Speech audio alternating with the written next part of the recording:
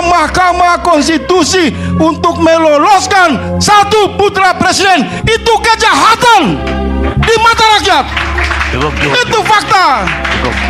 Anda bicarain saja. Kalau pemakzulan Anda mau beri saya tafsir, mau bicara apa saja itu adalah akal dan logika serta hati nurani jangan saya, Anda Pak mengirim Faisal. opini seolah-olah kami di pihak yang menciptakan kegaduhan. Ingat itu. Kami menyampaikan Saya mempunyai kami pendapat resmi. yang independen, nggak bisa Anda tekan. Jangan buat premanisme Iya, politik. dia boleh. Ya kan, saya mempunyai pendapat yang independen, nggak bisa ditekan. Bicara yang teratur. Ya, Jangan ke kami. yang tidak teratur siapa? Teratur. Ya, Bicara yang teratur, jangan mengarah ke kami. Ya, yang tidak teratur Urus saja siapa? partai koalisi kalian. Iya kan, Ya yang tidak teratur cukup. siapa? Faisal. Saya mengatakan selama 9 tahun gerakan oposisi itu demo di luar halaman kekuasaan. Tiba-tiba ada satgas anti pemilu curang di Ya, saya akan jawab. sebentar, kemudian ada hubungan yang terhubung di sana, ada keresahan yang sama, mencegah kecurangan pemilu. Oke. Kedua, ini bukan urusan pribadi, bukan urusan saya inisiator. Saya salah satu yang menyambungkan tujuan negara yang diwakili oleh Satgas Pemilu Curang dengan kehendak rakyat. Dan ini tidak ada hubungan dengan 100 orang. Itu nama petisi 100. Ini gejolak keresahan yang nyata di depan mata Nusra. Makanya begini Pak ya, Pak Faisal. Jadi politisi jangan bangun kesiangan kemudian baca judul. Tidak Begini ya Pak Faisal ya, kalau memang mengatakan ada keresahan. Udahlah, saya udah baca Anda di media terlalu banyak menyimpang, mencari panggung Nah, ini. gini, kalau memang stop. Enggak penting. Kalau ada keresahan, mengatakan pendapat, buktikan. Anda tanya saya, Satgas anti pemilu curang mengundang publik, rakyat, dan rakyat datang menyampaikan lewat saluran konstitusi. Silahkan. Anda bilang buat keonaran, menciptakan kegaduhan. Ya, makanya pikiran-pikiran itu harus dihentikan. Ini dialog rakyat dengan lembaga resmi. Ketiga semua partai politik bungkam, DPR bungkam, ada satu pejabat negara. Oke. Membuka pintu, menghormati rakyat, mendengar keluhan.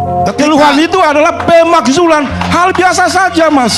Ya makanya Di mana bikin huru hara? Di kalau mana Pak bikin Mahfud kekacauan? kalau Pak Mahfud MD membuat satgas anti kecurangan pemilu, silahkan Pak Ya, Mahfud Anda MD. ke sana, Anda sebagai bagian dari Nah, lingkar sebentar. kekuasaan. Saya tadi Jangan udah ngomong. saya Sebentar, tadi udah Mas. waktu Mas Anda Nusron, bicara saya diam ya. semalam saya sudah umumkan kepada partai politik dan pakar hukum.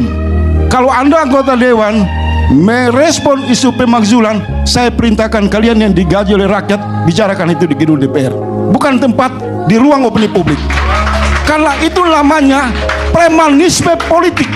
Karena Anda meminta kami melalui prosedur dan mekanisme, kami datang melalui prosedur dan mekanisme. Anda juga harus taat mekanisme. Rapat di DPR, kumpulkan Golkar, fraksi-fraksi. Apakah suara rakyat ini hanya Faisal Assegaf atau seluruh rakyat Indonesia? Jangan bacot di ruang publik. Kalau memang Anda yakin bisa membuktikan, Saya buktikan bahwa seluruh hancurnya rakyat Indonesia Nusron menganggap- Wahid. Pak Buka Faisal, hati Pak- nuranimu, Nusron. Pak Faisal, Nusron buka Wahid. akal kecerdasan dan Kita hati ini nuranimu, sama-sama Pak Faisal. 98. Soeharto jatuh Pak Karni. Pada saat kita demo tahun 98, kita tidak pernah tahu pasal berapa, mekanismenya seperti apa. Karena pada saat itu Soeharto mengendalikan seluruh organisasi strategi negara, termasuk DPR. Kondisinya sama sekarang. Konsekuensi ketika kekuasaan dinasti politik mengunci seluruh saluran demokrasi, maka biarkan rakyat bergerak dengan kesadaran moral menemukan jalurnya. Dan jalur yang tepat bukan DPR, tapi jalur yang tepat masuk ke jantung pertarungan presidensial. Ada Satgas anti pemilu curang dibuat oleh Menko Polhukam, di mana Pak Mahfud sudah mengumumkan kepada seluruh rakyat jika ditemukan adanya potensi kecurangan, bukti-bukti kecurangan, bawa ke sini dan kami akan salurkan. Yang jahat dan yang merusak demokrasi itu adalah Jokowi, dan tempatnya tidak jauh dari tempat Anda. Kita nggak mau ke DPR lagi karena sudah cukup rakyat dihinakan, selalu diposisikan hanya di luar pagar. Metode ini kita rubah karena ada pertarungan di jantung kekuasaan antara, tanda kutip, kepentingan Prabowo yang terlihat jelas menyandera Jokowi untuk demi melanggengkan tujuan satu putaran, dan Pak Mahfud di sana berdiri sebagai salah satu kandidat calon wakil presiden, maka sebenarnya sudah bisa terlihat Bang Karni.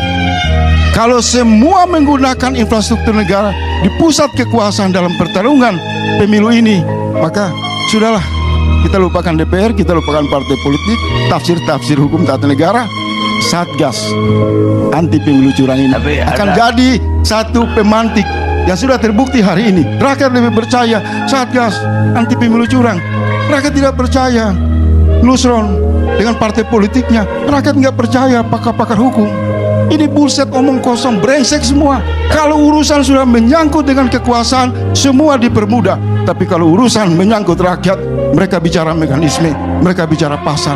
Saya mau tanya Pak Karni, ketika hancurnya Mahkamah Konstitusi, di mana pakar hukum berdiri di sana untuk mengatakan ini adalah penghinaan yang terbesar di negara ini.